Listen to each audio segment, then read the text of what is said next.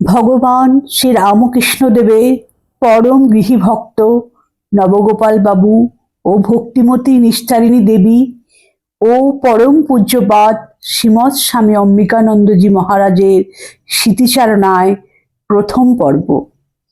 দেবসঙ্গী চ্যানেলের এটি একটি সাপ্তাহিক প্রতিবেদন। আজ তার প্রথম দিন। সমস্ত দর্শক বন্ধুদের স্বাগত জানাই। কলকাতায় বাদুরবাগানে মহোৎসব। তখন প্রায় প্রতি রবিবার কোনো না কোনো ভক্তের বাড়িতে শ্রীরামকৃষ্ণ মহোৎসব হতো। এর প্রধান কর্মকর্তা হচ্ছেন গিরিশবাবু, রামবাবু, দানাকালী প্রমুখ। পরম ভক্ত নবগোপাল ঘোষ ও তাঁর ভক্তিমতী স্ত্রী নিস্তারিণী দেবীর মনে অনেক দিনের আশা তাদের বাদুরবাগানের বাড়িতে শ্রীরামকৃষ্ণ দেবও ভক্তদের নিয়ে মহোৎসব করেন। ঠাকুরের কাছে প্রার্থনা জানালে তিনি অনুমতি দিলেন। যথাযথ আয়োজন শুরু হলো। ঠাকুর সদল বলে নবগোপাল বাবুর বাদুরবাগানের 5 বৃন্দাবন মল্লিক লেন কলিকাতা 9 বাড়িতে শুভাগমন করেন। উৎসবের দিন বহু ভক্ত ঠাকুরকে দর্শনের আকাঙ্ক্ষায় উপস্থিত হয়েছেন। বাড়ির চণ্ডী মণ্ডপে ভাগবত পাঠ হচ্ছে। ভক্তরা সব সেখানে সমবেত হয়ে ভাগবত পাঠ শুনছেন। এমন সময়ে ভক্তবাঞ্ছা কল্পতরু পরমহংস শ্রী রামকৃষ্ণদেব উপস্থিত হলেন। পাঠ বন্ধ হলো। নবগোপাল বাবু কীর্তনের দলের আয়োজন করেছিলেন। বনোয়ারি নামে এক বৈষ্ণব তার দল নিয়ে প্রাঙ্গণে পদাবলী কীর্তন আরম্ভ করলেন। ঠাকুর চণ্ডী মণ্ডপে বসেছিলেন, কিন্তু কীর্তন শুনে তিনি আর স্থির থাকতে পারলেন না। সিংহ বিক্রমে নাচতে নাচতে কীর্তন মধ্যে এসে ত্রিভঙ্গ মুরলীধারী হয়ে মহাভাবে অবস্থান করতে লাগলেন। নবগোপাল বাবু আগে থেকে সুগন্ধি ফুলের বড় গোড়ে মালা এনে রেখেছিলেন। এখন তিনি ওই মালা ঠাকুরের গলায় পরিয়ে দিয়ে প্রণাম করলেন। মালাটি তার পা পর্যন্ত ঝুলছিল। ভক্তেরা যে যেখানে ছিলেন সেখানে এসে ঠাকুরকে ঘিরে কীর্তন করতে লাগলেন। তাদের মধ্যে কারো কারো ভাব হতে লাগলো। ঠাকুরের দেহে তখন ভাব ও মহাভাবের লীলা চলছে। সমাধিভঙ্গ হলে ঠাকুর আসন গ্রহণ করলেন। নবগোপাল বাবু ঠাকুরের এই অপূর্ব ভুবন মোহন রূপ আশ্চর্য হয়ে দর্শন করছিলেন। হঠাৎ তার মনে হলো ঠাকুরের লীলা দেহে যেন চাঁদের কিরণ খেলে বেড়াচ্ছে। প্রথমে তিনি ভাবলেন এ বুঝি তার দৃষ্টির ভ্রম। তখন তিনি পাশাপাশি অন্যদের মুখের দিকে চেয়ে দেখতে লাগলেন তাদের মুখমণ্ডল ওইরূপ উজ্জ্বল কিনা, কিন্তু সেরূপ জ্যোতি কোথাও ছিল না। তখন তিনি তার মধ্যম ভ্রাতা জয়গোপালকে জিজ্ঞাসা করলেন তিনি আজ ঠাকুরের চেহারায় বিশেষ কিছু দেখছেন কিনা। জয়গোপাল উত্তর দিলেন, না, অন্যদিনের মতো একই দেখছেন। নবগোপাল বাবু তখনও ঠাকুরের মুখমণ্ডলে জ্যোতি দেখছেন, অথচ সন্দেহ দূর হচ্ছে না। তাই তিনি উঠে গিয়ে 2 চোখ জল দিয়ে ধুয়ে এসে ঠাকুরের কাছে উপস্থিত হলেন। কিন্তু তখনও দেখেন ঠাকুরের মুখমণ্ডলে পূর্বের মতো জ্যোতি বিচ্ছুরিত হচ্ছে। শেষে তার সংশয় দূর হলো এবং তিনি বুঝলেন ঠাকুর আজ কেবল তাঁরই প্রতি বিশেষ কৃপা করছেন। আজ তার মহাপুণ্যের দিন। নিস্তারিণী দেবী ঠাকুরের এই সমাধি প্রসঙ্গে বলছেন, ভক্তরা তার গলায় একটা মালা পরিয়ে দিলে তিনি সমাধিস্থ হলেন এবং অবিকল শ্রীকৃষ্ণের মতো রূপ ধারণ করলেন। তাকে দেখে সমস্ত ভক্তেরা এক উচ্চভাবে আবিষ্ট হলেন। পরে তিনি আমাকে জিজ্ঞাসা করলেন আমি সন্তুষ্ট হয়েছি কিনা, কারণ আমি তাকে শ্রীকৃষ্ণ রূপে দেখতে চেয়েছিলাম। আমি বললাম আমি রাধাকে শ্রীকৃষ্ণের পাশে দেখতে চাই। তিনি হাসলেন ও বললেন, ও তাহলে তোমাকে কিছুকাল অপেক্ষা করতে হবে। এই যুগে ভগবানের লীলা রামকৃষ্ণ রূপ। এদিকে ভক্তিমতী নিস্তারিণী দেবী উপরে দোতলায় সমস্ত ভোজনের আয়োজন করে রেখেছেন। নিচে প্রচুর ভক্তরা এসেছেন ঠাকুরকে দর্শন ও প্রণাম করতে, কিন্তু নিস্তারিণী দেবী তাকে উপরের ঘরে ডেকে পাঠালে। ঠাকুর উপরে চললেন। সেখানে মহিলাগণ প্রণাম করতে আসলে ঠাকুর মা মা বলতে বলতে সমাধিস্থ হয়ে পড়েন। নিস্তারিণী দেবীর খুব প্রাণের ইচ্ছা, তিনি ঠাকুরকে প্রণাম করেন। ঠাকুর তার মনের কথা বুঝতে পেরে অনুমতি দিলেন। নিস্তারিণী দেবী মনে মনে প্রার্থনা জানালেন যে তিনি নিজের হাতে ঠাকুরকে খাওয়াবেন। ঠাকুর অমনি প্রশ্ন করলেন, কি তুই আমাকে হাতে করে খাওয়াবি? এই বলে একটু স্থির হয়ে বললেন, আচ্ছা দে। নিস্তারিণী দেবী মিষ্টি নিয়ে ঠাকুরের মুখে দিতে গিয়ে দেখেন ঠাকুরের মুখ সাধারণের মতো নয়, যেন তার মুখের ভিতর থেকে কি একটা বস্তু আঁক করে ওষ্ঠ পর্যন্ত এসে মিষ্টি গ্রহণ করছে।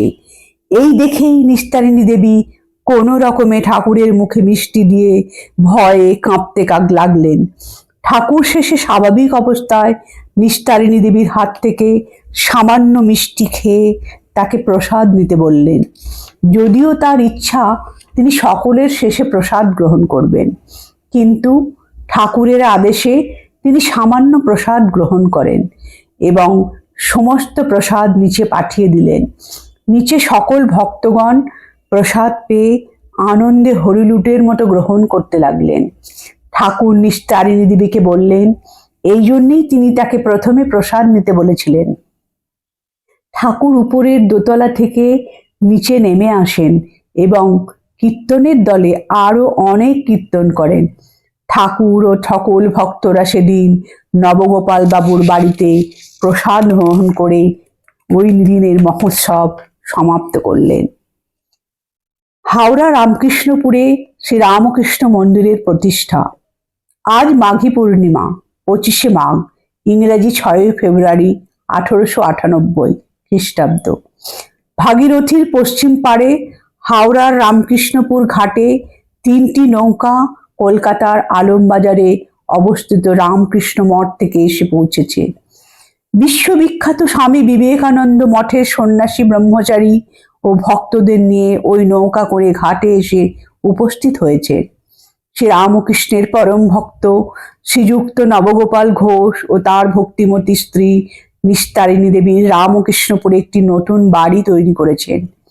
তাদের কলকাতার বাদুর বাগানের বাড়ি ছেড়ে হাওড়াতে বাড়ি কেনার প্রধান কারণ হাওড়ার এই ছোট শহরটির নাম রামকৃষ্ণপুর।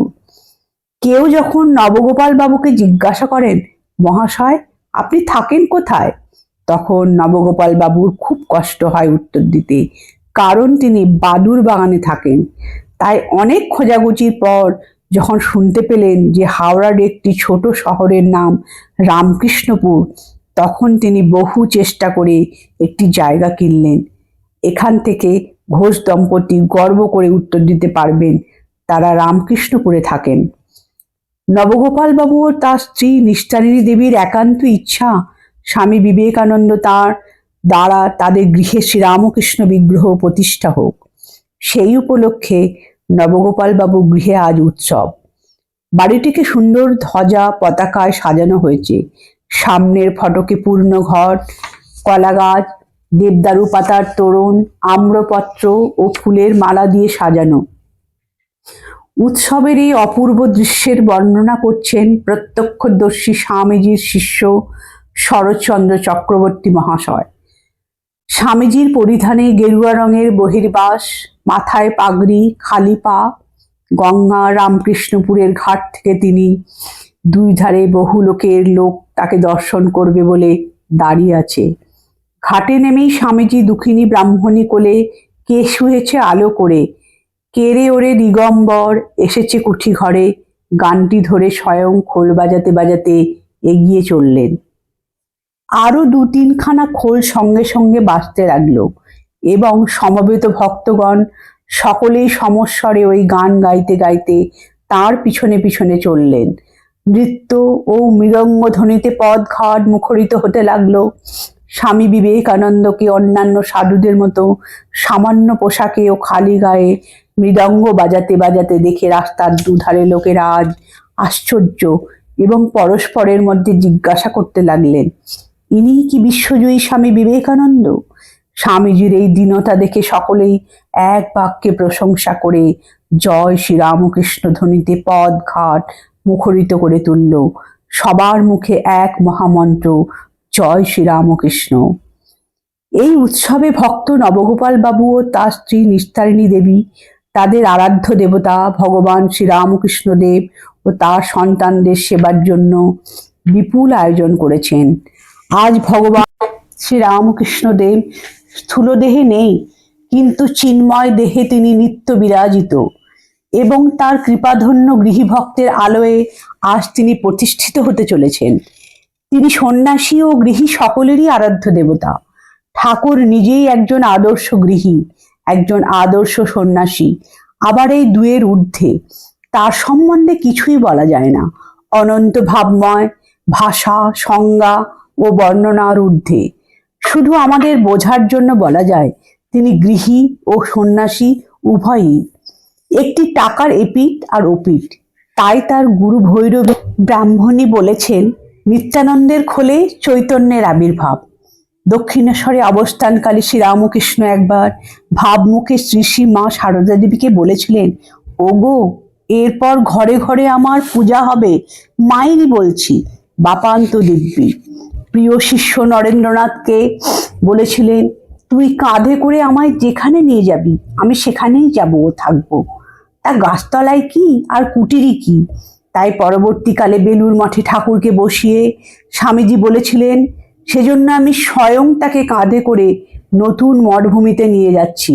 নিশ্চয়ই জানবি, বহুকাল পর্যন্ত বহুজন হিতায় বহুজন সুখায় ঠাকুর ওই স্থানে স্থির হয়ে থাকবেন। আজ স্বামীজি ঠাকুরকে কাঁধে করে ঠাকুরের আর এক প্রিয় গৃহী ভক্তের বাড়িতে প্রতিষ্ঠা করতে চলেছেন। সন্ন্যাসীর মঠে ও গৃহীর গৃহমন্দিরে উভয় স্থানে ভগবান শ্রীরামকৃষ্ণ দেব পূজিত হবেন। সনাতন ধর্মের দুই পথ, নিবৃত্তি মার্গ ও প্রবৃত্তি মার্গ, উভয়কে তিনি পূর্ণ করলেন।